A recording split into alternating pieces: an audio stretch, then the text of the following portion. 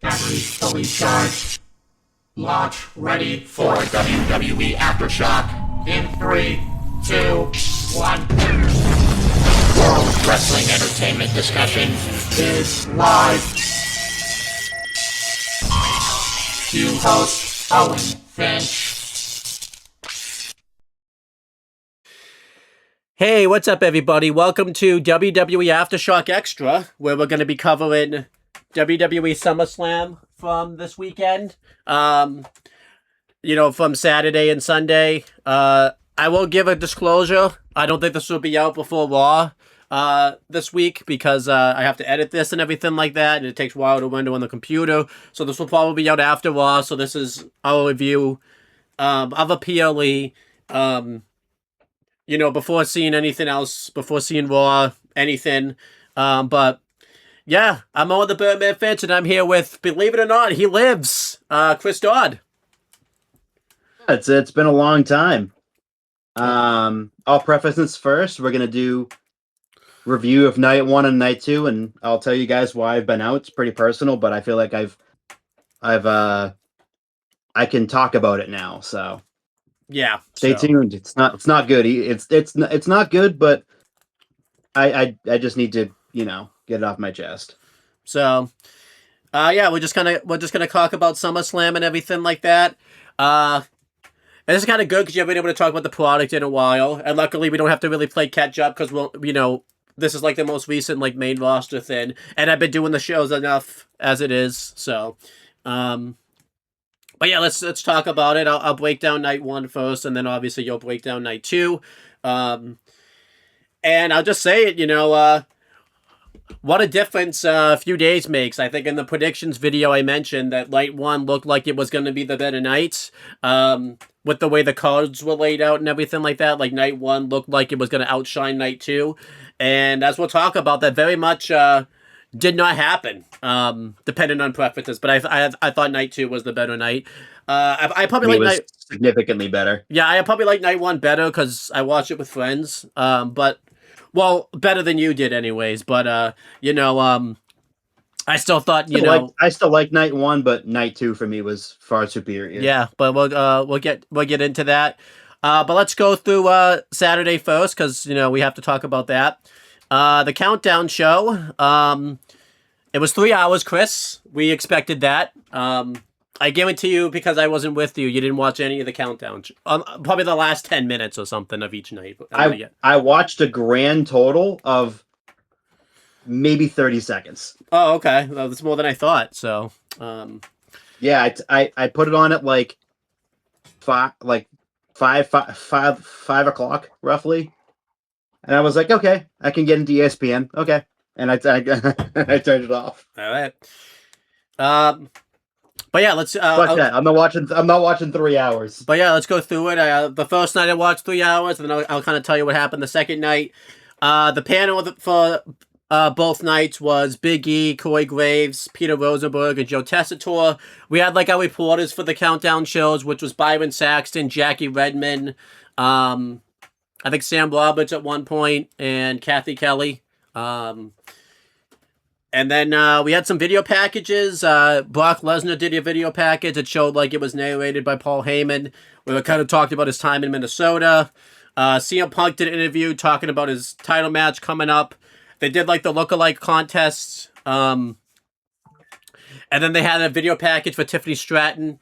Since this was in her hometown. This really didn't make any sense to show this on night 1 because she wasn't wrestling until night 2. You could definitely tell they were running out of things to do. And they had to get interviewed, and this was weird. She was at SummerSlam TakeOver, doing a meet and greet, taking pictures, and she had to do that and do the interview at the same time. It was a huge disaster. And then it showed content from SummerSlam TakeOver. It's basically WrestleMania Access, or whatever it's called nowadays. It's the same thing. Vic Joseph and Booker T showed up because obviously they have WWE Radio going on now, and if you didn't feel like watching it at home, you could have listened to it on the radio and listened to Booker T and Vic Joseph commentate for it. That's a good reason. That's a good reason to not get people to tune in. Not only you can't see it, but then you have to listen to Booker T commentate the stuff. That's a great reason to not get people to tune in. What a great reason that is, huh, Chris? listen to Vic Joseph because I think he's one of the best commentators on planet Earth. But Booker T's hit him. I like Booker. I think he's funny, but I don't think I could listen to an entire PLE with him. Especially because you can't, especially when you can't see what's going on. So yeah. I guarantee you this, like, because obviously this was SummerSlam was the first weekend I get that.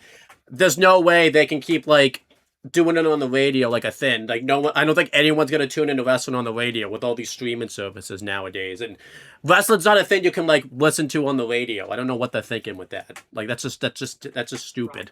Like things like not on the radio, but like through my speakers. Like if I was driving home, like from my brother's house on a Friday, like watching SmackDown, like I put it on and I'd listen to it, and I'm like, I can hear what's going on, but I'm like, I can hear the moves that are happening, but I'm like, I need to see it. Yeah, you need to see that. So, then the Bellas and Paige got interviewed. They said they're going to teach Fatal Influence a lesson. So we'll see if that happened. The Bloodline got interviewed. I don't remember anything they said. Ethan Page, for some reason, got interviewed, even though he wasn't on the show. He said that he was going to... He said this will be the last time he's not booked for SummerSlam. Then they showed, like, the entire, like, CM Punk and Big E workout from, like, YouTube, because they ran out of things to show. And then Triple H got interviewed, talking about how great of a weekend this was going to be. But I think I told you, Chris, they talked about the WWE Championship match, like, 3 times on this countdown show. Like, 3 times they talked about it. They talked about, like, in the first hour, then in the second hour, and then in the third hour. They talked about that match, like, 3 times. And it's not, you know, it's not like they kept swapping people. It was the same people on the panel. They kept talking about the WWE Championship. They talked about it 3 times. You really, like, I get it's a big match, but do you need to talk about it 3 times? Like... It's like, wow. What happens when you don't have any matches on the kickoff show? Like, you need to have matches. Yeah, at least 2. Yeah, 3. If you wanted to do like a match in hour 1 and a match in hour 2, fine. Why wasn't Ethan Page or anyone else like? Yeah, he's there. It should have been like Ethan Page versus Rey Mysterio on the second hour, and Rusev versus Dragon Lee on the first hour, or something like that. Like, yeah, they're feuding right now. Like, what? Like, yeah. First of all, too, they built up that entire program between the Vision and Alpha Academy just for it not to be on SummerSlam. In Minnesota, where Otis is from. I was like, oh, great. This is going to lead to a match at SummerSlam between the 2 of them, which it's Otis's hometown, so that's nice. And it didn't happen. He wasn't even there. Why? He wasn't even there. Like, that to me was like mind. It's mind. First of all, they're in Minnesota. Yep. Tiffany was on the card from Minnesota. Yep. Brock, Minnesota on the card. Chad Gable, Minnesota on the card. Why couldn't Otis be on the card? I don't know. Even if they did it on the fucking the kickoff show, give the guy a chance to perform in front of his hometown crowd. Yeah, because not just that, they didn't just like not. He wasn't in Minnesota because they wrote him. They stupidly wrote him off on Raw this week. They couldn't wait a few days. Like, well, yeah, just to me that just didn't. It just didn't make any sense, and none of that feud particularly makes any sense. The heels got the upper hand every which way, I think, too. The heels got the upper hand every single time, and anytime there was any sign of life from the babyface, it's immediately squashed out. Yeah. And rinsed out. So you can, and then the heels won every single time, and the heels won every segment, and the heels won every match. Yeah. Wow, what great contenders! Thank God they built up that tag team for them to get squashed at 3 straight weeks. And I hate to say it, put the next round of cuts. They're probably getting released because now they lost Maxine for some reason. So I have a sense it's going on. I don't want it to, but knowing this company, yes. If you like someone, it doesn't matter to them. Yeah. So, but yeah. Then we had the show itself. The commentary team was Wade Barrett and Michael Cole. It showed the intro. They had the national anthem performed by Triple H and Stephanie's daughter, which was pretty cool. That you got to do that. I think it was the middle daughter. Yeah. because they have 3 daughters. It's not Aurora. Aurora didn't do it. It was I think it was Vaughn. I think Vaughn. Yeah, I think Yeah, it's it was. Vaughn's It either the was. youngest. I think she's the youngest. Yeah. So that's pretty cool. Um, then it kicked off with the women's world title match. It was Liv Morgan defending against Io Sky. I thought a very good match right here. A very good opener. I missed some of it because my friends came at this time. John came at this time, and I had to help him bring stuff in. I think I saw like the Heat. Io Sky do the sunset flip powerbomb on the floor to Liv, and then I also saw Io not be able to do the moonsault to Liv because she countered that. I saw the comeback. Obviously, when Io was about to win with the moonsault, the interference happened. The Judgment Day interference, and then Io do the moonsault onto everyone but Liv because Liv wasn't going to take that. No. And Io did the Liv's finish, the the flatliner through the ropes. I forget what it's called, but and then obviously that wasn't the finish.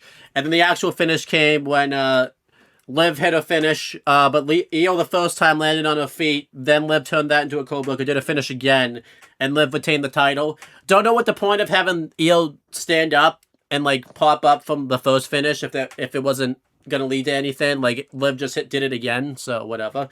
I thought a very good match right there, though. Both these women worked real well together. I give it like 3 3/4. Again, I'm not going to be too harsh on it. I don't even know if it was 4. I don't know if it was less than that because I missed some of this match. The result was really dumb. There was really no reason for Liv to retain. She's already not defending the title. This was her first title defense. Regardless. And, like, Liv just isn't really working as world champion. She's supposed to be cursed, but I guess not anymore.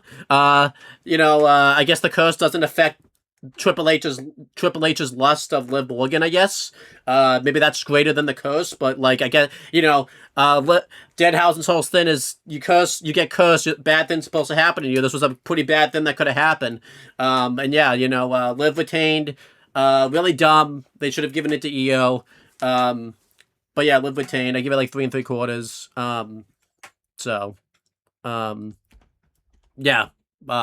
What did you think of this? I could give it like 2, 2.5, but I'm not. I'm gonna give it 3 because the finish and the win by Liv Morgan brings it down significantly. Once again, not a surprise. I thought the match itself was fine. Nothing really inherently wrong with it. I felt like both of them played off each other very well. I'm sick and tired of Liv Morgan. I've been sick and tired of Liv Morgan. She's the most overrated, overpushed, most protected wrestler on the entire roster. I don't get it. Her skills have deteriorated significantly. She never wrestles, ever. She never defends her title, ever. It had been over 100 days since she defended her title last, which is pathetic. I get she's a heel and that's the whole point, but like during the Roman Reigns era of being a heel and the tribal chief, he defended his title quite often. But you can't. There's no more words I can say about Liv Morgan than that she's garbage and she shouldn't be champion. Io was and first of all, like you said, you're cursed. You're supposed to. Bad things are supposed to happen to you if you're cursed. How come they can only happen to Dom, but they can't happen to this dumb bitch? So, it's like ruined the gimmick partially for Danhausen now, because it's like, okay, Liv was cursed. She's supposed to lose the title. Nope, she becomes even more fucking overprotected. Actually, yeah. She made that huge stink about her being about her how she was cursed, and she made the theatrics about it before the match. Now it's nothing. It means nothing anymore because she was just gonna win anyway. So it's now we're into the Liv Morgan wins LOL a stage of her career now. Also, like Io Sky would have made more sense winning because the women's division deteriorated pretty much because of all the injuries and all that. I'm pretty sure there's like no top faces on Raw that Liv can even like feud with because Bayley might be gone. Lila, they stupidly turned heel, which made no sense now because they have no faces. Who else is on Raw? Roxanne and Raquel. Triple H isn't going to tell that storyline until WrestleMania because he tells things at a snail's pace. WrestleMania this year, not even WrestleMania next year, WrestleMania the year after that. Probably, yeah. And by then, Roxanne will be have no reaction whatsoever. Probably. And then they stupidly turned Maxine heel. And then I can't think of any faces on Raw. I think they're all heels except Io. So the three women in Judgment Day. Yeah, they're all heel.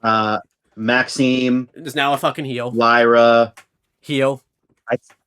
Bailey, let's say Bailey, but but she might be. She probably has like a foot and a half out the door by now, unless if they come up with something because her contract's up in a couple of months. But there is nobody. There's just nobody, and it would have been the perfect opportunity for her to drop the title, maybe go away for a little bit, but it's like there's no reason. Oh, okay. So I'm looking the roster right now. Bailey's the only Bailey,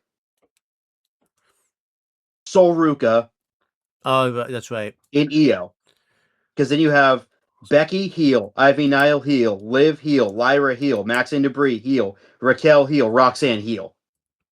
Wow, it's pretty pathetic. There's three faces. Unless the only thing I can think of is they turn Becky face, which I think might need to happen since they don't really have any baby faces. One that's playing third fiddle in a group that she shouldn't be in. Yeah. So, but they're not realizing it. They've done the she's upset 3 times now. Mm-hmm. Roxanne should be a face. She should have been a face a month and a half ago. So then, the next match was the Bloodline versus LA Knight, Solo Sikoa, and Royce Keys. The Bloodline had a special entrance because this was sponsored by Gears of War, which didn't really end up fitting because then they did like the Usos entrance afterwards. Not as annoying as when they did like the Clash of Titans thing, like WrestleMania 41 or whatever that was. But this one was kind of like, okay, this didn't really need to be here. But whatever, it's the sponsorships, but this didn't really need to happen. Good match, the heels got the heat on Solo for a while. Solo was probably the star of this match. He mocked Jey Uso's yeet then, which was pretty funny. Laughing so hard at that too. Royce Keys, Solo's just working as a babyface, honestly. Yeah, which I'm happy about. Royce Keys, I felt bad for. This dude got no reaction when he was in the match. Everyone was quiet, and that's not his fault. I think WWE hasn't booked him well enough to get reactions because he keeps losing or not winning. Or he's kind of the third fiddle in all this, so I felt bad for that guy. Also, no one really knows who he is still because WWE hasn't really they haven't told us who he was really. They've done no video packages for him. They've done nothing really for him, so I felt bad for that guy. Because, when LA Knight was in the match, the roof came off the place. When Solo was in the match, the roof came off the place. But unfortunately, Royce Keys, there was crickets when he was in the match. I felt bad for that guy. Because he's really good. Yeah. Oh, yeah. I'm not bashing him at all either. It's not that he's yeah.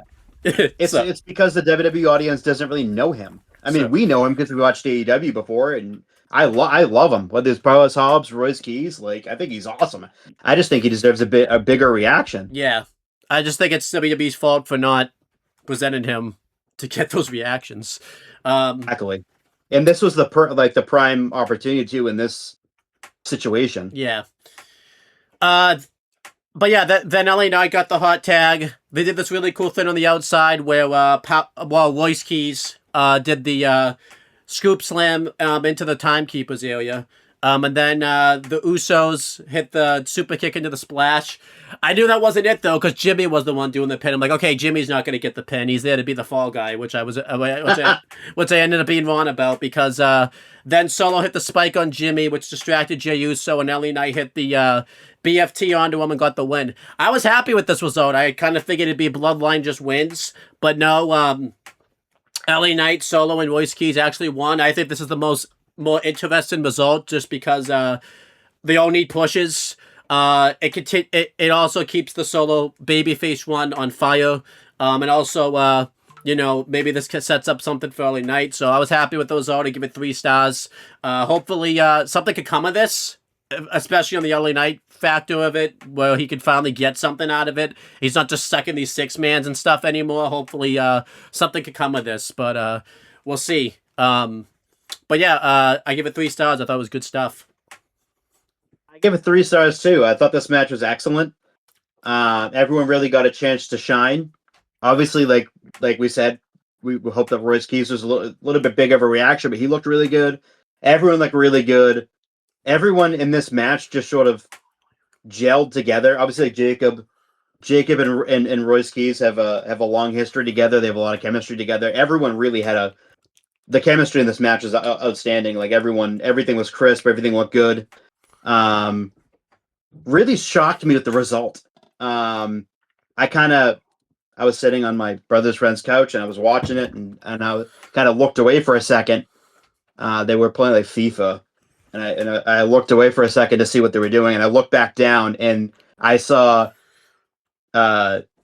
Solo, LA Knight, and Royce like in the ring celebrating. I'm like, did they just win? I'm like, what the fuck? I'm like, I did not expect that at all, but I'm happy with the result. Either team winning for me, great. I like both teams, so this 6-man was great, but like you said, like I hope this leads to LA Knight doing something different. Not obviously he's going to be stuck in the Bloodline vortex, but like go after Roman now. Roman doesn't have a challenger. Seth's done. So now go after Roman. Yeah. Then we had I think my personal favorite match of the night, Nick Aldis versus Gunther. This is great stuff. Nick Aldis got a great reaction. He had Oasis sing his theme song, which was cool. And yeah, this match went exactly the way I thought it should have. Nick Aldis, got some hope spots in. He looked really strong in the beginning, but then Gunther obviously dominated. They kind of did stuff, they had Mickey and Donovan in the crowd, and Gunther kind of attacked them a lot. Nick Aldis got some comebacks, though. He got to hit some of his own moves, like the elbow drop, the driver. He did the Kinsling Cloverleaf, which Gunther got the ropes for. He got to fight out of the sleeper hold a couple times, but obviously then eventually Gunther ended up putting him down with the sleeper and tapped out Nick Aldis clean. They didn't do any interference or anything like that. I was happy with this result. Gunther winning made sense. He really needed a big win because since he's joined SmackDown, he's been losing a lot and kind of been looking like a bitch. So it's kind of nice that he got to look strong. Glad they didn't have someone come back and interfere because it would have made Gunther kind of look bad if he can't even beat like the SmackDown GM on his own. Nick Aldis looked really good with his offense, the fact that he hadn't wrestled in so long. And he even said he got blown up during his entrance because, he had because of the thrills and everything like that. So good that he got to look strong in this match. And yeah, I give it 4 stars. I thought this was great stuff. Really great back and forth. And like I said, probably the best match of night 1. Yeah, I thought this match was excellent. Nick hadn't wrestled in about 3 years. So he's, physically a physical specimen. He looked fantastic. He was great in the ring. We got glimpses of like certain aspects of it, of the character, whether it was, NWA World Champion Nick Aldis or Magnus. Yeah. And I'm okay with Gunther winning. I would have liked to see Nick Aldis win, but I'm very okay with Gunther winning. My biggest gripe was after he hit the Cloverleaf, for Gunther not to sell anything that happened to him after that was kind of insane. Yeah, that's fair. That kind of pissed me off a little bit. I'm like, okay, so you get hit with his signature move, his finisher, and you're not going to sell it at all, and then just get right back up and hit the sleeper hold and win essentially. But I was like, what the fuck? Why? But I don't hate Gunther winning. Gunther kind of needed to get a win. As much as I would have preferred to see Nick Aldis win, I would like to see him get a win in his WWE debut.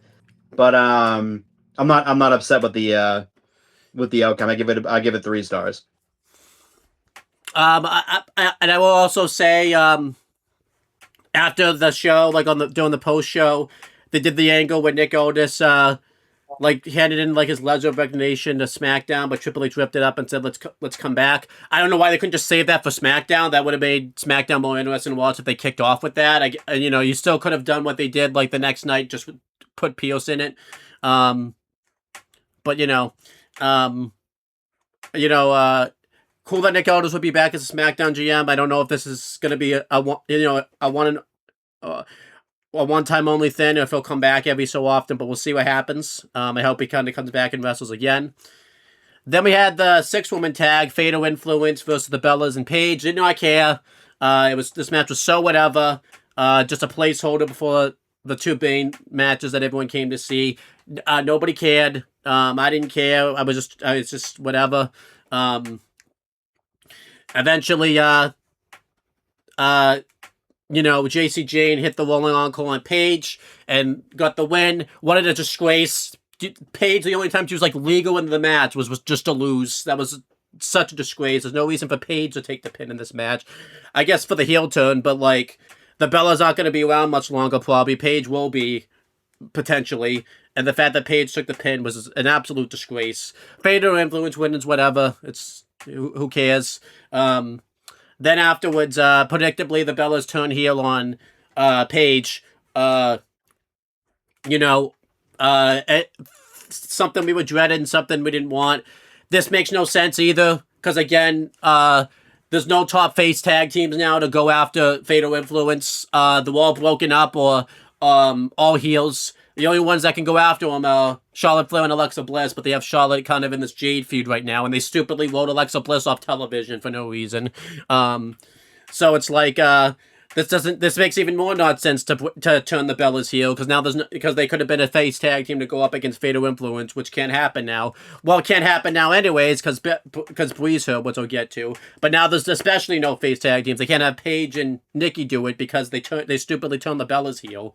No one wants to see the Bellas versus Paige. This was done 10 years ago. It wasn't good then. It ain't gonna be good now. And this is all if this is all just setting up AJ Lee to come in and team up with Paige. No one wants to see that either.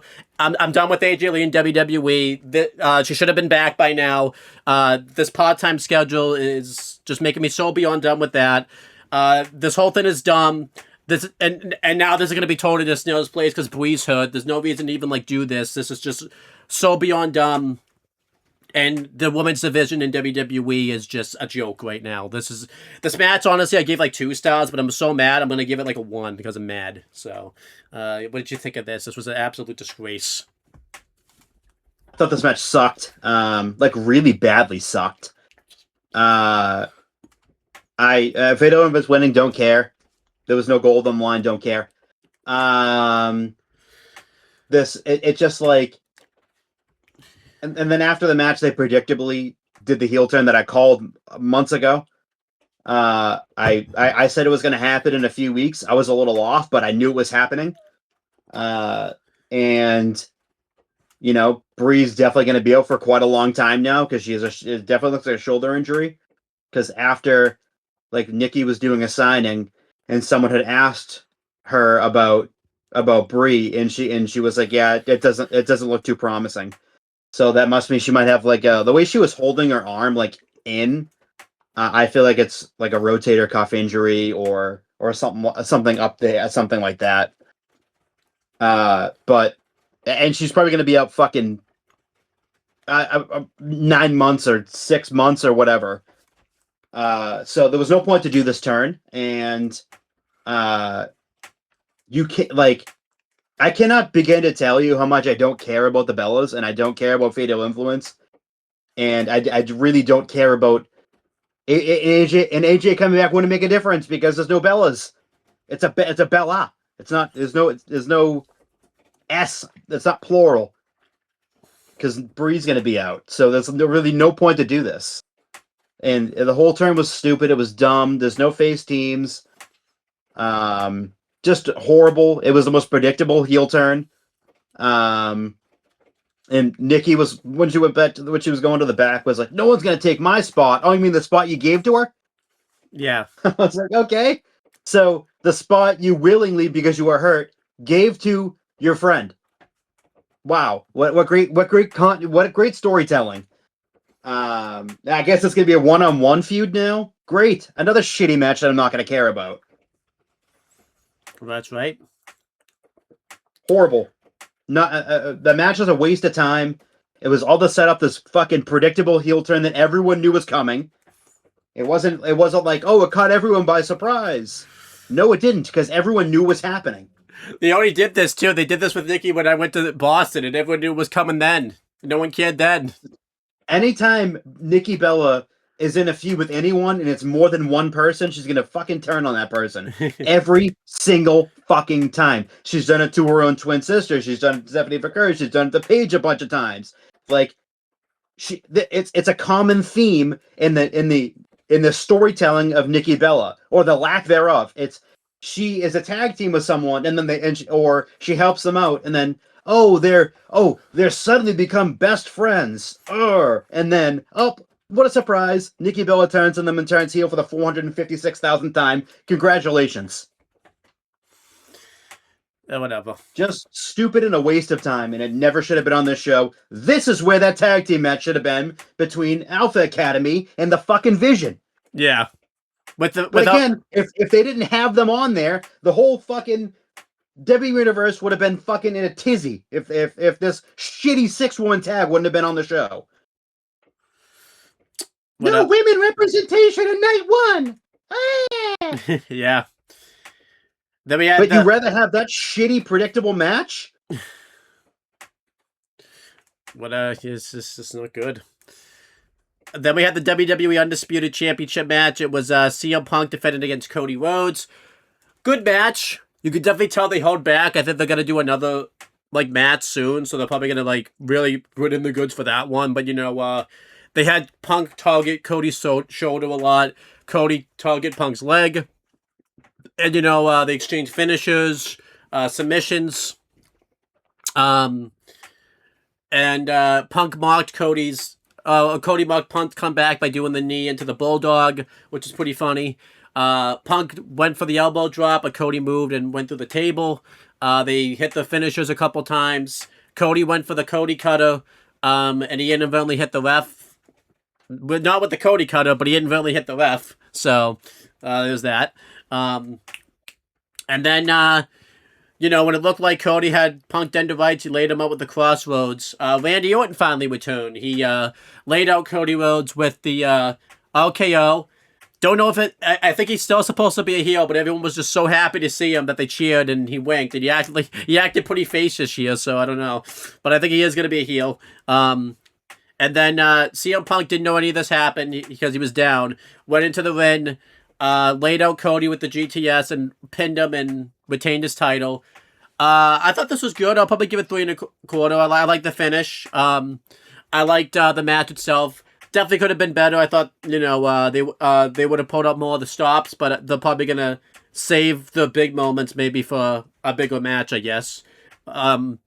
This definitely sets up that Punk's gonna go heel because even though he didn't know about the interference, he still took it and still won the match. They can easily play that up. This also gets Cody out of the title picture for a while, hopefully, because he's been in the title picture basically since he's come back. Well, I guess since WrestleMania 40, but basically since he's come back. So a feud with Randy Orton and Cody, not over titles or nothing, can do wonders for SmackDown. This gets some new blood into the WWE Championship program with Punk going after challengers. Maybe they could slowly turn Punk heel, and by the time him and Cody have their match, Punk will fully be heel and Cody will be the babyface. But yeah, good stuff. I give it 3 1/4 stars. And I'm really happy that Cody and Punk hopefully can Cody and Randy hopefully could finally have the feud they should have had at WrestleMania. Hopefully. But you don't know. We could have another secret storyline again, and then Little Yachty is the person on the phone type of thing. So you don't know. You just don't know. Tom Brady's probably gonna come in pretty soon. He could be a mystery guy coming in and doing all that, but you just don't know. Hopefully they can. But hopefully, in all seriousness, they can have the feud that they should have had going into WrestleMania. But yeah, I thought this all came together pretty well. I just thought the match would have been better with this being the first big match together. But I guess they're going to save that for, I guess, when Punk fully goes heel or whenever. But what'd you think of this? I liked it. I thought this match was good. I thought this match was really good. The only big spot they brought out was Punk going through the table, the announce table. They didn't really go too crazy. I think we could get like a stipulation match per se at Survivor Series. But I think that overall, I thought the match was great. I thought it was 4 stars. I loved it. They killed it. There you go. Then we had the main event. It was the Hell in a Cell match. Brock Lesnar versus Obafemi. Made sense the main event with this since it was in Brock's hometown. I thought this match, the feud going into it warranted main event status. And yeah, we had the Cell match. They both started very aggressively. Obafemi started off very aggressive, but then Brock laid him up with German suplexes. They fought on the outside. They threw each other into the steps. Oba threw Brock through a table, leaned up against the cell. Then Brock hit Oba with the steps a few times. He laid him out with the steel chair, which unfortunately is sponsored by Winstop. And then Oba mounted a comeback. He slingshotted Brock across the ring. He laid him out with the fall from grace, but Brock kicked out. Brock hit the F5. Oba kicked out. He had a couple F5s actually, Oba kicked out, and then he tore apart the ring, exposed the wood, and then tombstoned Obafemi onto the exposed wood, and did the Undertaker style pin onto him, which everyone expected that to be the end, but Oba actually kicked out, and then Obafemi punched a chair when Brock went to go charge at him, laid him out with the fall from grace. I think it was supposed to be on the exposed wood, but Brock probably decided he wasn't taking that move, so Oba just did it close enough to it. And Obafemi beat Brock Lesnar finally. And then afterwards, Brock got back into the ring and officially said that Oba's the next big thing. This is the past. Really put Obafemi over. Don't know if that means he's done. Obviously, he did say this is the past, but it was still pretty vague enough to not know if this was it for Brock Lesnar. I'm gonna say probably not it. Just because I didn't really get any finality from Brock other than that Oba won. But great win for Obafemi. Very good cell match. I give it like 3 3/4 stars. Unfortunately, this didn't need to be a cell match. They never used the cell. I was trying to think no, they had to, but the only time they used the cell was probably when Brock went through the table, and I wouldn't even count that because that would have just happened anyways, whether there was a cell there or not. So, this didn't need to be a Hell in a Cell match. They should have just made this like a no holds barred street fight type of match. You would have gotten everything you needed out of it. This didn't need to be a cell match. And if we do a rankings, I don't think this would be the worst cell match, but this would probably be the worst ways the cells was used in a cell match because it wasn't. So, but yeah, great win for Obafemi. I don't know what this means for him going forward. Hopefully they can find some interesting stuff for him to do because I don't think he's gonna win a world championship until WrestleMania. And that's a long time away. So it'll be interesting to see what Oba does up until that point because obviously this Brock thing kept him kind of afloat. So hopefully they can keep Obafemi hot enough to get a title. He should be the champion probably next pay-per-view, but obviously with the way Triple H tells his stories, that's not going to happen. And the world title scene's kind of full. And, if someone's really red hot over, they ain't getting pushed until, they're, warm, cool warm. So, lukewarm is what I probably should have said. So, but it's still a very good cell match, 3 3/4 stars, but this didn't need to be a cell match. What'd you think of this? I'll give it 3 3/4 too. I thought this was a really, really good match. And it shouldn't have been. It should not have been Hell in a Cell. It should have been like a no holds barred street fight, falls kind of anywhere type of match. It was the main, so they could have got away with that. But it was arguably near the bottom of Hell in a Cell matches. They didn't use the cell at all. The only time they used the cell was to prop up a table, and then Brock went through it, so he kind of touched the cell a little bit, but it just didn't feel like a Hell in a Cell match. It did like I was watching and I was like, this is not a Hell in a Cell match. They didn't try to leave the cell. They didn't try to use the cell. They used like 2 weapons. And I'm like, this isn't a Hell in a Cell match. This is a very normal match. But overall, I thought the match was good. It's in itself. Just would have liked to have seen them maybe try to leave, maybe go up on top, or They were going on. Brock wasn't going up on top. no, I know he wasn't, but like tease it, like have them like battle to the announce table and have like Brock like F5 him through the table or something. Like do something on the outside. They just stayed inside the cell and the match was just a regular match, essentially. But I didn't hate it. Yeah. That's night 1. I'll probably give night 1 like a solid B. Some of the results I didn't really care for, like obviously Liv retaining, Fatal Influence winning, and then the heel turn with the Bellas. I thought Cody and Punk could have probably been better. And then but night 1 was a solid B show, solid.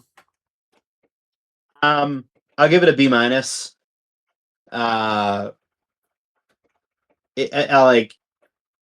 It really, this really hinged for me. It wasn't going to be like a C plus. I think like Bleacher Report and ESPN and or whatever gave them like a C plus for night 1. I wouldn't go that far.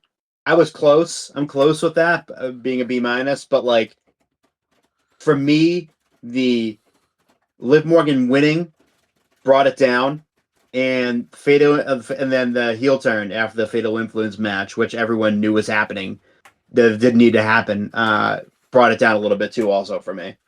And Brock and Oba not really using the Hell in a Cell. That's fair. I probably would have gone B minus had I not watched this with friends, most likely. So that probably upped the enjoyment of it. So for the most part, the right people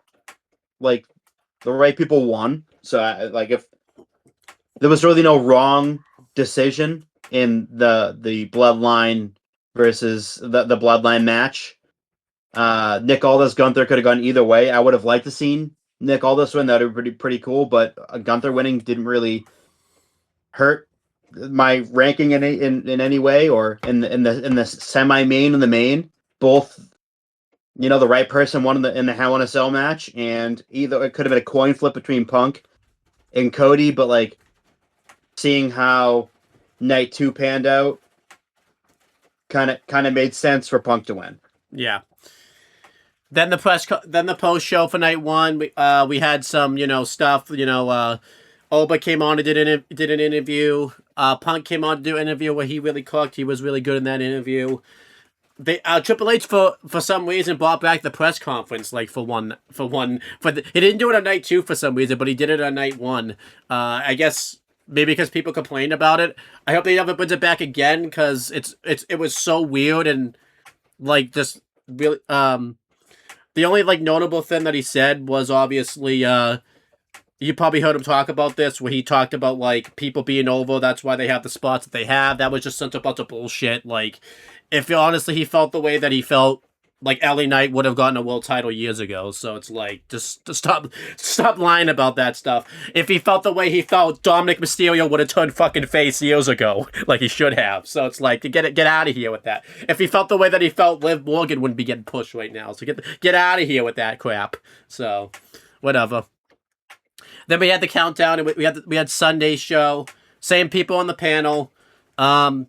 Luckily, I had my family come over, so I didn't have to watch the whole countdown show. I just kind of did what we do when we watch the countdown show, where we tune in late, we see what we want to see. They showed us it definitely seems like it was a lot of the same shit, but we're just recapping what happened in night 1. Yeah.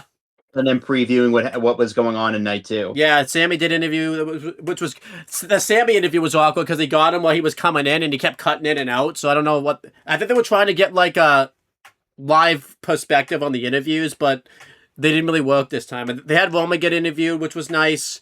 The Miz was there getting interviewed for some reason, but he didn't have a match on the show. I don't know why he was there. So, and then Nick Aldis got interviewed. The guy that did the national anthem like earlier in the show came on the panel, but I skipped that because I was already 20 minutes behind. I'm like, okay, I don't even know who this guy is. I'm not gonna watch his interview, talk about the product if I'm already 20 minutes behind. Like that's not gonna happen. I got standards here, so I get out of here with that crap. So standards and practices. I'm not gonna be 20 minutes behind watching the main show to watch this guy talk about his fandom. Like it's just not gonna happen. So, and then Trick Williams got interviewed, which was it's pretty good. Then you could take it from night 2. Night 2. It was a far superior show, in my opinion. It started out with Finn Balor versus Sami Zayn for the #1 contendership for the World Heavyweight Championship. They had kind of built this match up over the last couple of weeks, and on SmackDown the night before, Sami Zayn came out and cut a really good promo about why he deserved to be #1 contender, and Finn Balor also too.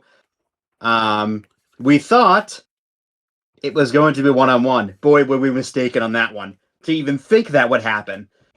On one of the biggest shows of the year. So Nick Aldis, the newly reinstated Nick Aldis, after Triple H had ripped up his resignation and reinstated him as general manager of SmackDown. So Nick Aldis probably, for now, ends his WWE career as an 0-1 wrestler. And he announced Gunther as a competitor for this match, and he came out and they shook hands, and Gunther was very happy with that because he finally was doing something right for Gunther. He kind of helped him out a little bit by putting him in this match to become #1 contender. And he said there's going to be one more competitor. And who was it? Holy fuck, it was Kevin Owens. Like, holy fucking shit. I cannot even begin to tell you how excited I was, because I had read something prior to the weekend that Kevin Owens is back training at the Performance Center. It turns out Kevin said on the post show that he had been cleared for about 2 weeks, and he was trying really hard to get back to face Cena one last time, but just it didn't work out that way. Holy shit! It had been 470 days, I think it was. He had been out about 17 months. Yeah, it's insane. From neck surgery. I even got a little emotional because I never thought I was going to see him wrestle ever again. He certainly wasn't ready to go out from what he said after the show. He wasn't content with that. So he was going to, fight Owens. It looks like he's going to be a fucking babyface, which is awesome. That's right, because he was a heel before he left. I forgot about that. He was a heel. But that shocked the fucking hell out of me. I absolutely loved every second of it, and this match was awesome. We got a surprise fatal 4-way match. Kevin looked great. Finn looked great. Sammy looked great. Gunther looked great. Everyone looked great. Kevin, pretty early into the match, did a fucking swanton off the top rope to the outside. What the fuck? When I saw that, I was like, oh, did not expect to do that right away. And then he hit a couple more swantons. The one that got me was when Sammy counted it with the knees up right to the back of the neck and everything like that too. I was like, holy shit. And I'm like, no, he's good. I'm like, he's good. He's fine. He's fine. And then he kind of went away for a little bit, and then they and then he comes in later on and catches Sammy with a stunner and wins. Holy fucking shit, Kevin Owens, who hasn't wrestled for 460 plus days, now is your #1 contender for the fucking World Heavyweight Championship. Oh my fucking god! Well, the undisputed one, not the World Heavy. It's the other one, not the. Oh, I forgot the WWE Championship. I tripped myself up there for a second. I was like, wait a minute. I even said that as soon as I was in my head. I was like, that's wrong. The WWE Championship. Holy shit! Like, unbelievable. This is better than I could have imagined. Any one of them winning, I would not have been upset with any of them winning. I like all 4 of them. I give this match 4.5 stars. I loved every second of it. Yeah, this was great stuff. I absolutely love this. You know, I love the fact that they put Gunther in there first and then had KO. You know, because Gunther's whole character is that he's supposed to disappoint the fans. So having Gunther get added first, because Steve is the caveat of this. He was really pissed that they added Gunther, and then they threw the Kevin Owens part in there to kind of obviously get the fans excited. Sami Zayn's reaction to it too, where he was just an absolute shock and everything like that type of thing. In the beginning of the match, Sami didn't do anything because he was so shocked to see Kevin Owens back and everything like that type of thing, which was awesome. The fact that Sami took the pin made it even better. This is gonna just really catapult his character into the next stratosphere. I imagine we're gonna get a lot of interactions with him and KO. Sami's gonna be happy KO's back, but he's gonna be bullshit about the fact that KO took his spot. They might rehash their feud again with Sami as the heel and KO as the face, which I know we've seen that before, but I feel like this will be on a much bigger. Technically, I don't seen it, but we haven't seen it in front of a live crowd yet, because I think the one time they did it was during the Thunderdome era. So it'll be really cool to see how that all kind of ties up and everything like that type of thing. So we have a lot of interesting things. We're gonna get KO versus Punk now, which is good because if they're gonna turn Punk heel, against KO would be a good way, since everyone likes KO, the fact that he's back. We haven't seen CM Punk versus KO, I don't think, ever, unless they wrestled on the Indies, but I don't think so. This is absolutely great, and I just love the fact that KO's back. 4.5 stars, absolutely great. What a great way to start SummerSlam. I'm so happy he's back. And then that goes right into Baron Corbin versus Trick Williams for the United States Championship. Baron Corbin in his first match back in WWE in quite a few years. I think his contract expired in late 2023. So I would think he's been gone for about a year plus, 2 years, almost. Yeah. No, 2024. 2020, because Braun and Baron were the tag champs in 2024. Yep, that's right. So it was 2024. It was a year, almost 2. Yeah. It would have been 2 years, this, November, December range. So I thought this match was really good. I give it 3 stars. I thought, him coming back was awesome. And it felt like it was time for Trick to drop the title. He had held it for a while. Really a fantastic champion. He really excelled in that baby face role when he turned face. After WrestleMania, after the Sami feud, during the Sami feud, but he's really been crushing it as a babyface. The crowd's super into him. Yeah. Little Yachty took a fucking bump through a table, though the table didn't break fully. And that kind of led into the end of days, and Baron Corbin won and is your new United States champion. I give it 3 stars. I thought this match was very good. Nice little return for Baron Corbin. It's not a Baron Corbin that we've seen before in WWE, but it's also not an unfamiliar Baron Corbin if you followed him on the Indies. It's more so the gimmick is what he's been doing on the Indies as the Nomad Bishop Dyer. It's the same exact gimmick. He just changed the name back to Baron Corbin. Yeah, this is good stuff. I like it. Baron Corbin, when it makes sense, he just came back. Good to get a title on him to validate that. This is a good way to get the belt off Trick. Love the fact that they're gonna seem to elevate him, because I don't really think he needs the belt anymore. But I don't have to say what they do with him though, because the main event scene, like I said, is pretty full. I imagine though maybe Corbin and Trick will continue to feud. I do wonder if they're gonna do an angle. I know that people aren't gonna like this. Well, Little Yachty would turn on him, because I don't really think Trick needs Little Yachty anymore, and I feel like Little Yachty was what they were put together because Trick was a heel, And I feel like that I feel like that kind of makes Trick a little heelish because Little Yachty's just a natural like heel.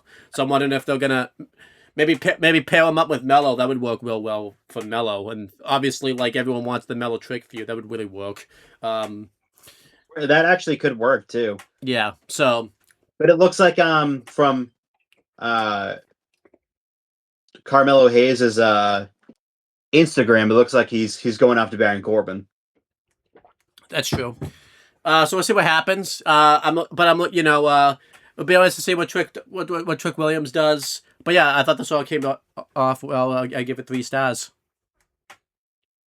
Now that, and then after that was the women's interim, but it's not really interim because it counts as a reign. I understand how that works. Women's Sure. championship match. I don't know how that's supposed to work because if you're interim, it means it's not a real. It's not real. No, it's so not. I don't know how but it's in canon now because they said it that it's going to count as a real title reign, but it's Charlotte Flair versus Jade Cargill versus Tiffany Stratton versus Lash Legend versus Chelsea Green. I'm not going to go over spot for spot. What had happened? This is an excellent ladder match. A lot of interesting matchups. At one point in the beginning, you had Lash and Jade face to face. Maybe that's something that could happen in the future. You had Chelsea tipping the ladder over. So Tiffany did her, swanton off the top of the ladder, the falling ladder swanton thing that she does in those big matches.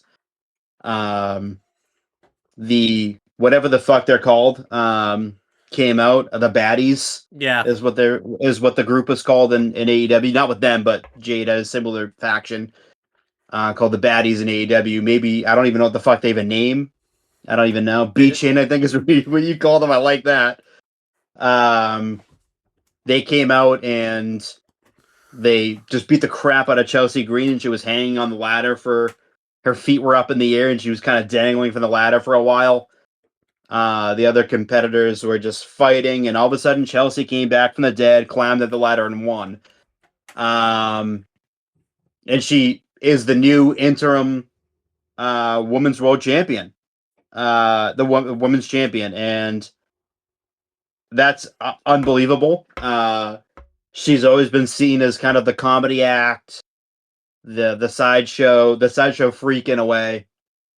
With people she just makes everyone laugh because she's genuinely hysterical. I'm so happy for her. This is something that's years and years and years in the making for her. She finally gets that women's championship title reign.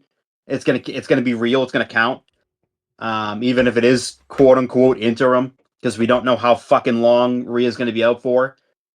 They seem to be fucking not really telling us any specifics on how long she's gonna be out for.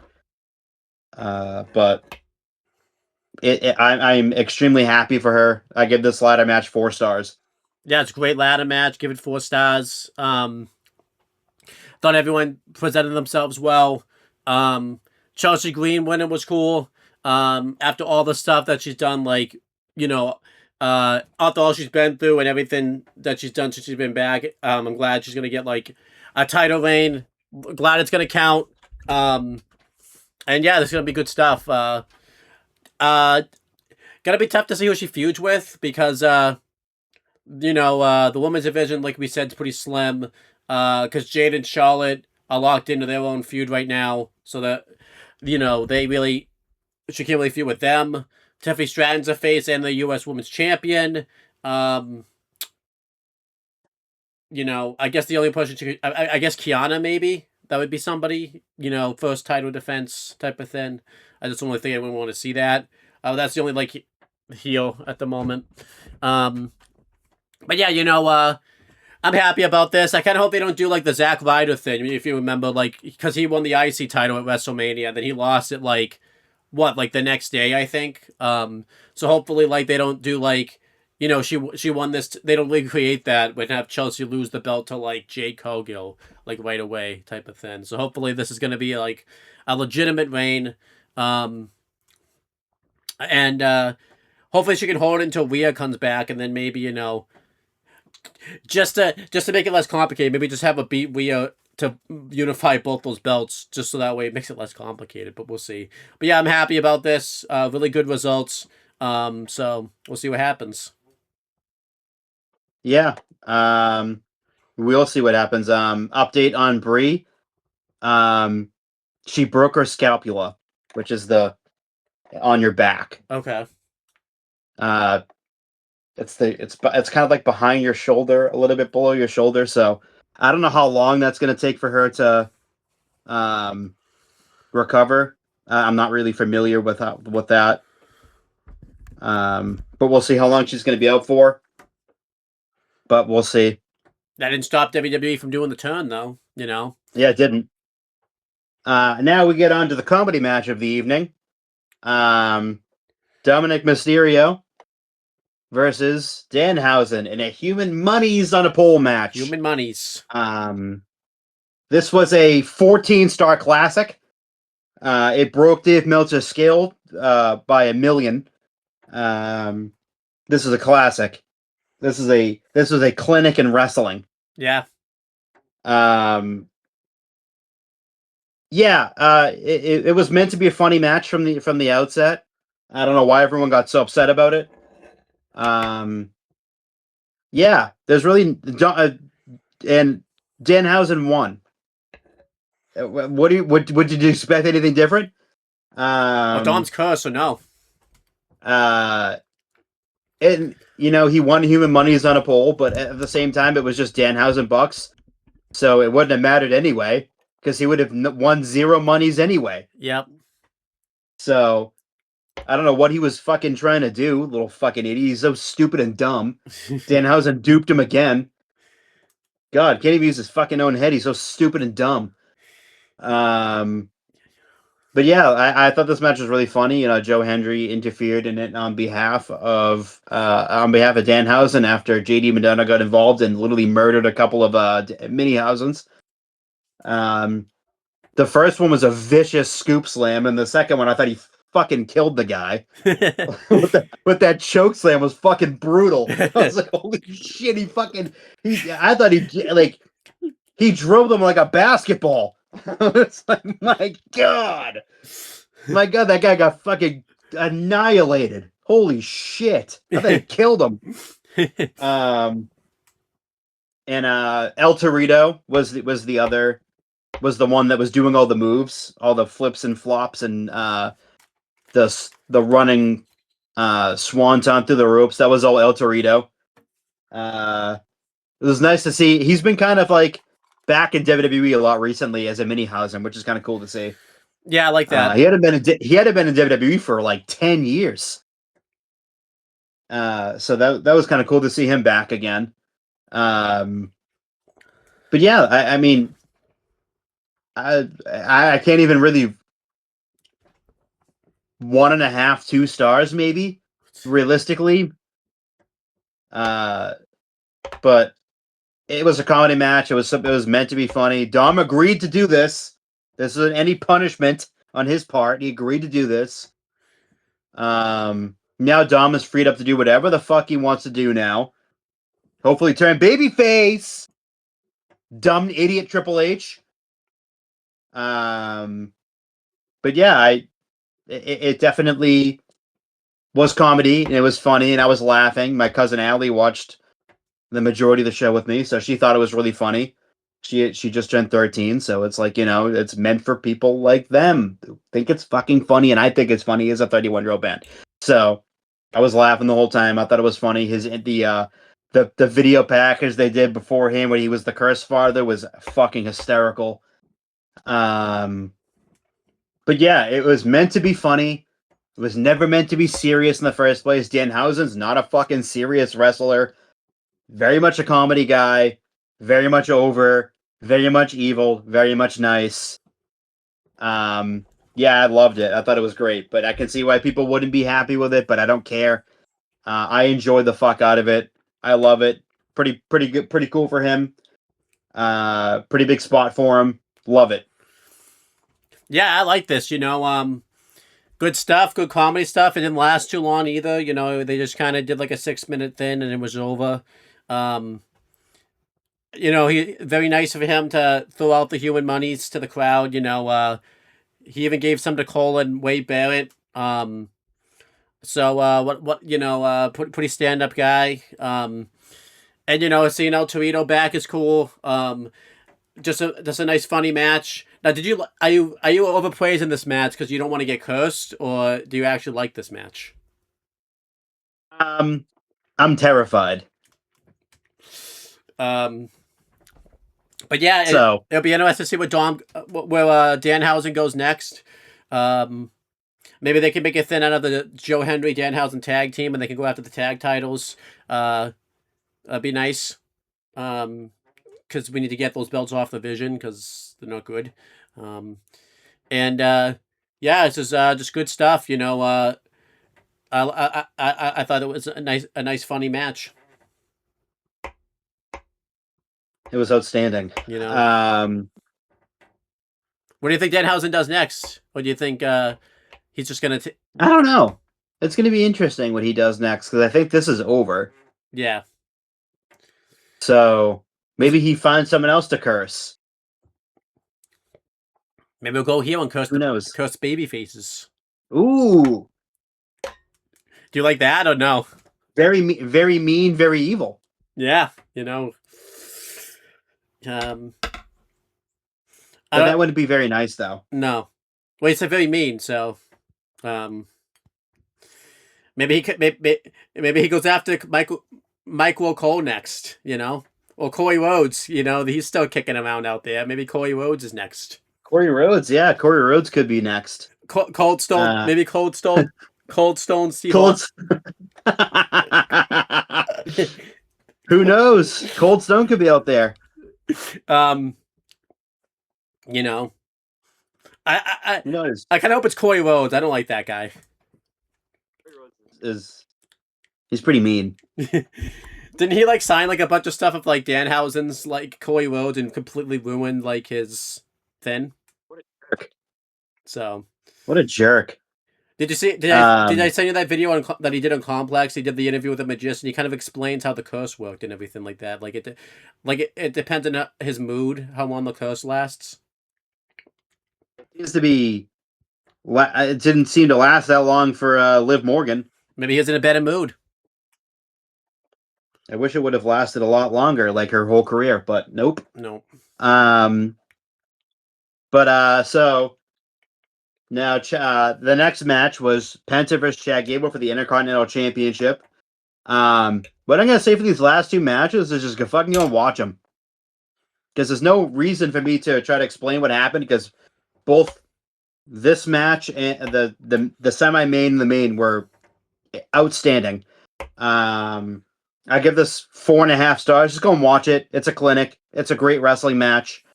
Chad Gable wins in his hometown of Minneapolis, Minnesota. Fucking awesome moment. He brings his wife and kids in the ring and his mom and dad.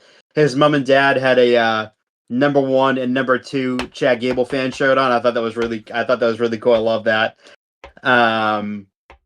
But yeah, awesome win in front of his hometown crowd, and I loved it. I loved it. I thought it was great.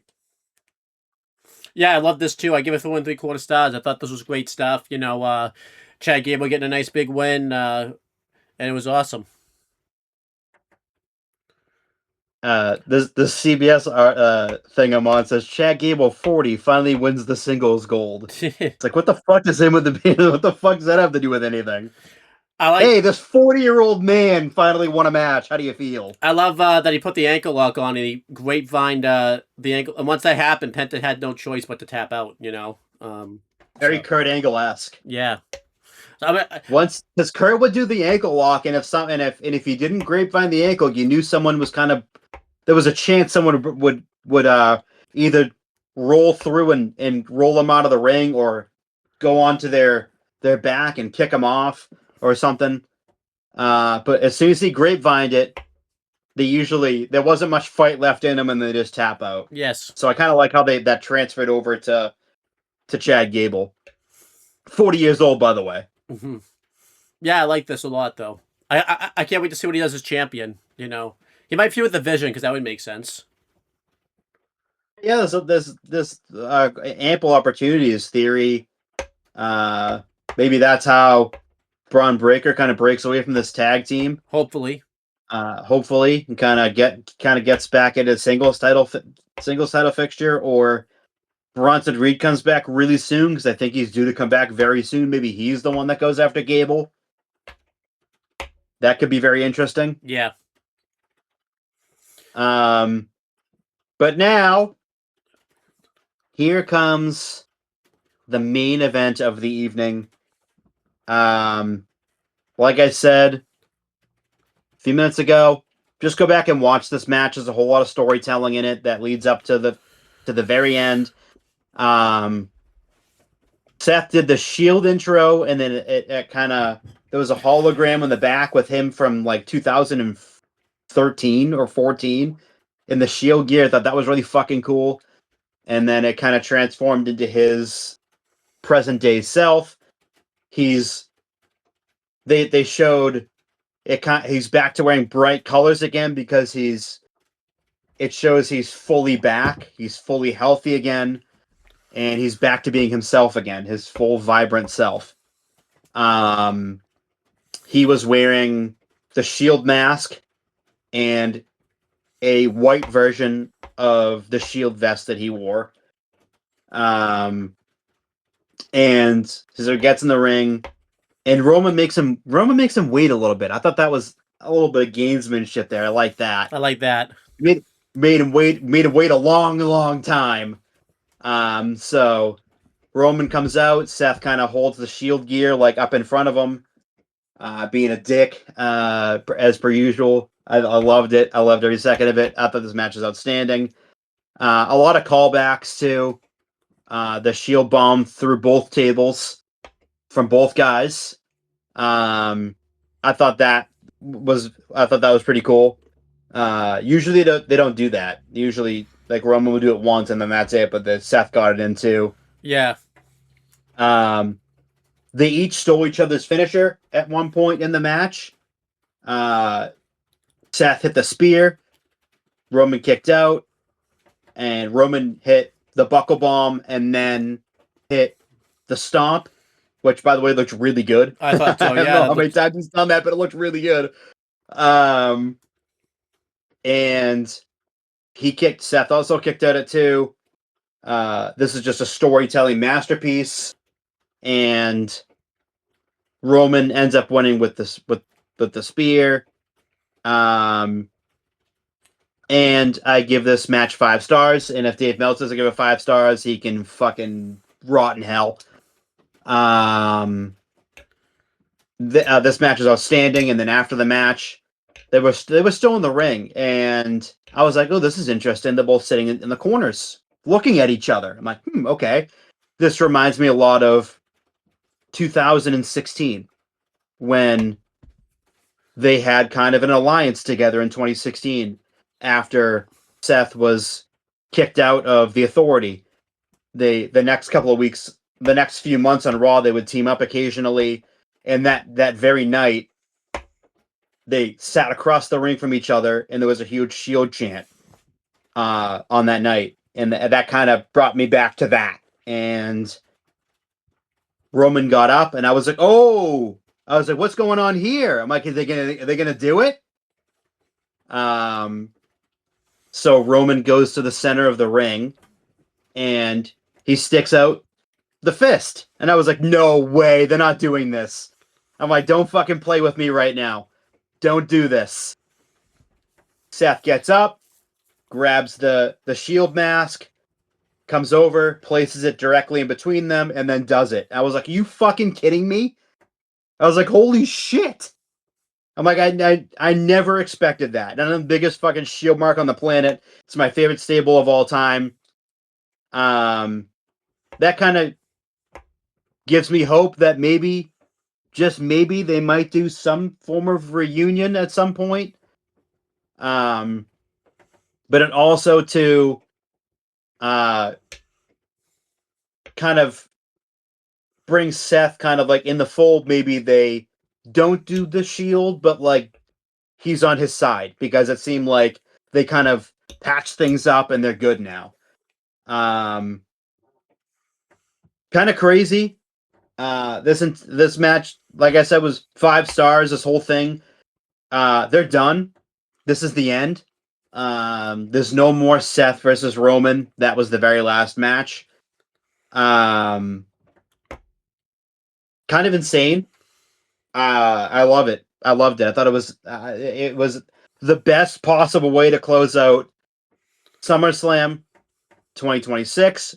And I thought for a second they're gonna play the Shield theme. They didn't. They played Roman's theme, kind of maybe a little mad, but I was like, okay, I got the fist. I'm happy. I loved it. I thought it was. I thought the match was outstanding. It was a storytelling masterpiece. That kind of it tied in a lot of elements to the WrestleMania match from the year before, and of course all the history together. And I loved every second of it. Yeah, this was absolutely outstanding. Couldn't have told it any better. I love everything they put into it. The Dean Ambrose callbacks were really cool too, with Seth doing the Mentioned him too on commentary, so he's not blacklisted. yeah, with Seth doing the wacky line and Roman doing the dirty deeds. And I love the the biggest storytelling element is when the ref took the bump and Roman had a chance to finally hit Seth in the back with the chair. And then this time he was finally able to put his demons to rest and not go for that, since that's cost him so many opportunities before and everything like that. So that was even great storytelling. Roman winning clean was awesome. I love that fact that's happening in this title right now, is Roman doesn't need the bloodline to win matches anymore. He's just winning on his own. He beat Punk on his own. He beat Fatu on his own twice, and now he's beating Seth on his own. Don't tell that storyline on Raw anymore. It didn't really make sense to tell that going into this match because Roman had been winning, but now Roman is winning on his own now. Don't say he needs the bloodline anymore, because it's been like 4 pay-per-view matches and he's won on his own. So, but yeah, this really shocked me too. Is once I was like, oh, the referee's gonna get hit, and then both groups are gonna come out. The LA Knight group was gonna come out and help Seth, and the Bloodline was gonna come out and help Roman. And then once he got back up, I was like, okay, maybe not. Then he got speared, and I was like, okay, now it's gonna happen. I'm like, oh, here comes the interference now, and I was completely wrong. I'm happy it went in that direction. Roman winning completely clean was the right move. Yeah, so I absolutely love all this. Definitely 5 stars. A great way to wrap up the storyline. Don't ever have Seth and Roman Reigns face off ever again, because there's really no need for them to. And yeah, let's be interested to see where they go from here, type of thing. So yeah, this was a great, perfect way to end off SummerSlam. Yeah, I thought it was the perfect way to end off SummerSlam. I give SummerSlam Night 2. I give it an A minus. Yeah. I thought Night 2 was far and away superior to Night 1. And once we talked about who would do what, I was like, I'm gonna do Night 2 just solely because of the Seth the Seth and Roman match. That's kind of the night I wanted to do anyway. So, and it just so happened to be the better of the 2 nights. Night 2 was excellent. I got everything I wanted from that main event and then some. Absolutely, yeah. I give SummerSlam an A minus. An A minus also. I think for me, if we probably combine the 2 grades of SummerSlam, probably for me it's probably a B plus because I graded Night 1 and B, and I think for you it's probably maybe a B, like a lower B, almost going towards an A plus. So, pretty good grade for SummerSlam. I think the biggest critique that obviously everybody is saying is a lot of people weren't happy with the lengths of some of the matches. So I kind of want to look at some of the lengths because I could kind of agree, because obviously they had to do the ads, which we don't love. Because and the Roman Seth match wasn't going to be short either. Yeah. So Night 1, Women's World Title match went like 13 minutes and 35 seconds. That probably could have gone longer since it was a Women's World Title match. I thought the 6-man tag match was perfect length, 11 minutes. That was probably perfect. They probably could have given more time to Gunther, Nick Aldis. I would say that that went like 11:40. They probably could have given that 15.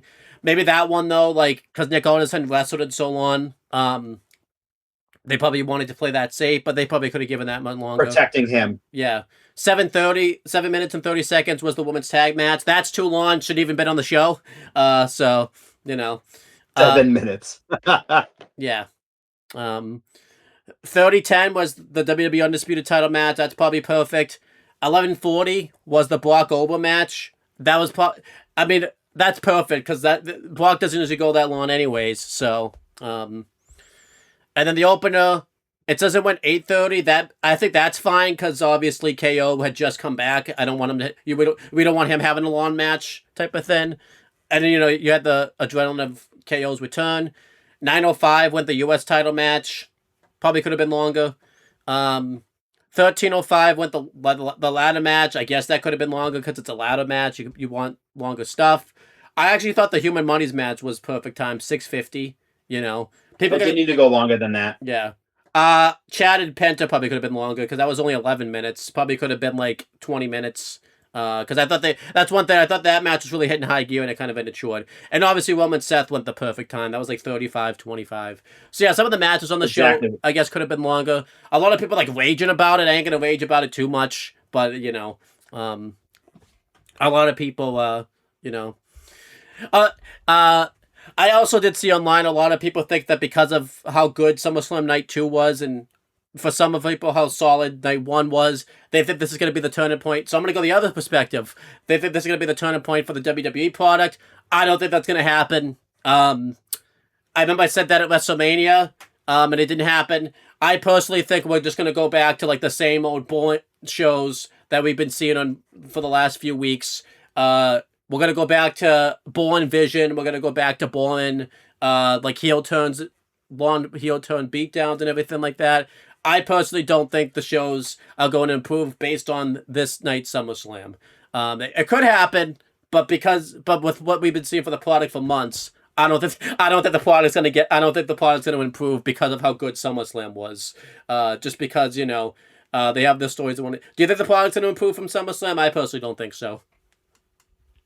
Maybe a little bit. Maybe they saw how positive Night 2 was, and they might. Yeah, we'll see. Try to put a little effort into it now, and but I really, and I've said this to you for a long while, quite a while now. Besides the Bloodline storyline and the Danhausen storyline, everything else we throw in the trash. Like nothing else on the show is even remotely watchable. Yeah. The biggest trouble too is we don't even know because we don't know Roman's schedule, if Roman's going to be gone for a while. That's one storyline gone. But one big part of the storyline gone anyways from the Bloodline is Roman not there. Also too, he really hasn't been on. I mean, he's been on Raw a lot, but I don't think he's he wasn't really on Raw a bunch in the last couple of weeks. Correct. So, except for leading up, obviously MSG in the Go Home show, but leading up to that, he really wasn't on the show for a couple of weeks. Yeah. So we'll see what happens. But yeah, that's the end of the SummerSlam part of it. Unfortunately, at this moment now, I announced that Chris was taking a break. But he came back on just for this one video because he wanted to talk about SummerSlam. This was when we were thinking he was going to come back, but obviously, I guess we can go into it now. I think it was probably you knew this moment was coming. You have to kind of explain why you've been on your break and all that type of stuff. Okay, this is gonna suck. Hopefully your audio will hold up. Yeah. So, right around May into June, I started noticing my mom was going through some difficulties with her speech, and she could only get a couple of words out before her sentences would completely collapse, and then we needed to finish her sentences for her. My mom has never shown any signs of impairment ever in her life, as far as I could remember. Um, and we were it started to become very concerning. It was like June, late June, and we had scheduled a family vacation for the Sunday after the 4th of July. So I was going to be off anyway from July 5th until that Friday, which I think which was like the 9th, I believe. Yeah. So it was going to be I was going to be off from the 5th to the 10th, and I was going to be back the following week. Um but my mom had gone in for testing just to make sure she was okay. We thought it was a medication thing, but her blood work came back from her appointment like that Friday before the 4th of July, and it came back clean and good, but we were still kind of worried, so they had set a brain scan from the Wednesday after we got back. So that was uh July 15th. Um she went in for a brain scan at Social Hospital, which is right down the street from my house. Um and just to make sure she was okay. Um and we got a call later on from me and my sister did because we were at home. Kind of worrying because it was they'd been there for a while, and it turns out that she had a mass on her brain, and they had scheduled. So she, as soon as we found that out, obviously it's complete shock. Um, Owen knows my mom pretty well. She's like the nicest person in the world. So for this to happen to her was out of left field, and it was completely shocking. We thought it was a problem with her medication that she was taking, because my sister was like reading side effects and stuff of her medication that she was taking because she has high blood pressure. So she was taking all these medications, and everything from brain fog to like whatever else was causing it. But like, oh, this is it. There's nothing too serious with her. So um so they found that out.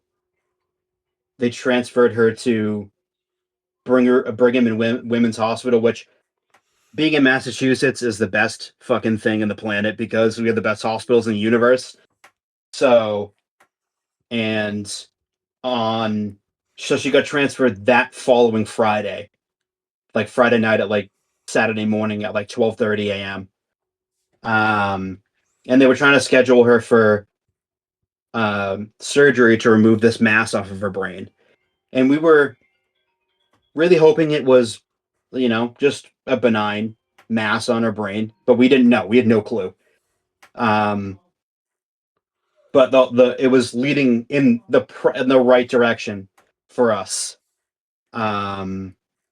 They do the search. So my aunt and my mom, their best friend, worked at Brigham and Women's and got her in as soon as possible. Um, so she had the surgery done. She was supposed to have it done on, I think it was Friday afternoon. On Trying to get my days right here. Uh, Friday the 17th, because she had gotten transferred like late that Thursday into it was late that Thursday into Friday, and then they scheduled for the 18th. She didn't get it done on the 18th because uh they had the doctors, but they didn't have the room and they didn't have the nurses. So they finally scheduled her for Sunday morning, the 19th, at 6 roughly. It was like 7:45 a.m. and they everything went great. They got the mass off of her brain completely, 100%.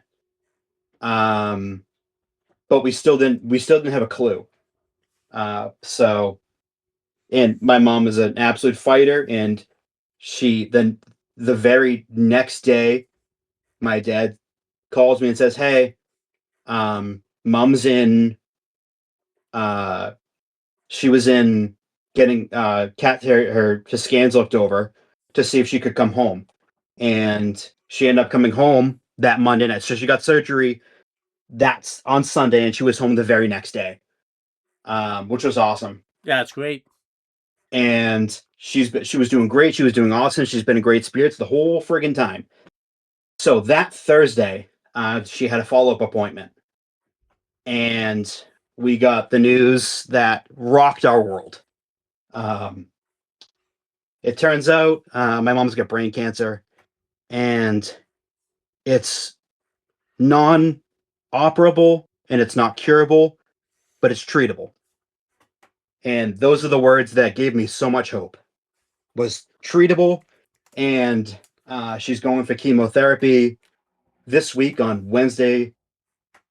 Wednesday, she's going for a mapping, and uh, she's going for 5 weeks, 5 days a week for 6 weeks to kind of attack the tendrils that are left over.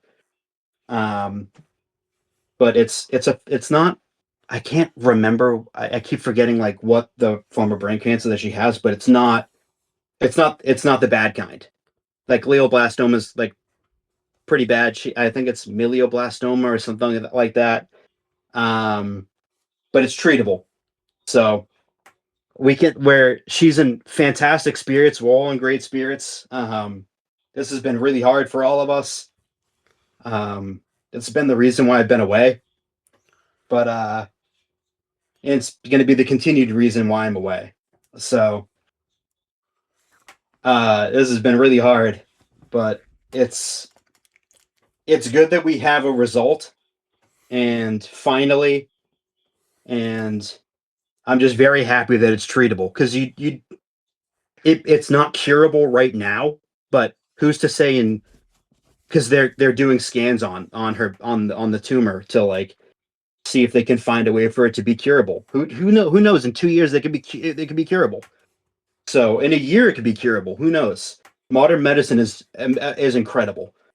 But yeah, so she's doing great right now. She's been home. We just had family over yesterday, and it it's been hard, but she's so positive, and she's keeping everyone else really positive too. And we're all very positive about this. It's been really really really fucking hard watching her go through this, but yeah, my mom's a fighter. She's gonna fight this fucking thing. She's the toughest woman I know, and I love her to death. And I'm just happy that it's treatable. Yeah, I'm happy that it's all over. Hopefully, she can definitely fight this then. Um, but like I said before, for the moment, I'll obviously plug away and just do the shows solo. Or if I can find a co-host, that would be awesome. Um, we don't know when Chris will come back. He'll just kind of basically tell me when he's going to come back. We do have a plan. We can announce this now to bring back Spoke because Chris and I have interest again in watching AEW, and we figured the best way to start it would be the go home week of All Out. That's still not for a few weeks. That's like the end of August. So obviously, that'll be the time we probably start that. But obviously, if Chris wants to continue his break, I'll obviously just take Spoke on my own or put on a co-host. But yeah, it'll be interesting. For probably what I'll do this week is definitely do Aftershock on my own. But yeah, I'm glad your mom's fighting this. I'm glad we're getting some good news out of it because because some of these news I was getting in real time. So obviously, some of this stuff was pretty stressful. But yeah, I'm happy that she's gonna finally fight this. So. The fight that she's gonna fucking win. She's gonna beat this shit. Yeah, I hope that. Yeah, definitely gonna beat it. So, but yeah, that's why Chris is gonna be continuing his break. We don't know how long. It could be the rest of the year. It could be, no one else. We plan on being back to do Spark and the review for Heat Wave and AAA. That like right now, like SummerSlam like really helped me kind of get away from everything because I've been so encompassed in everything. Yeah, So wrestling's been a pretty big help for me.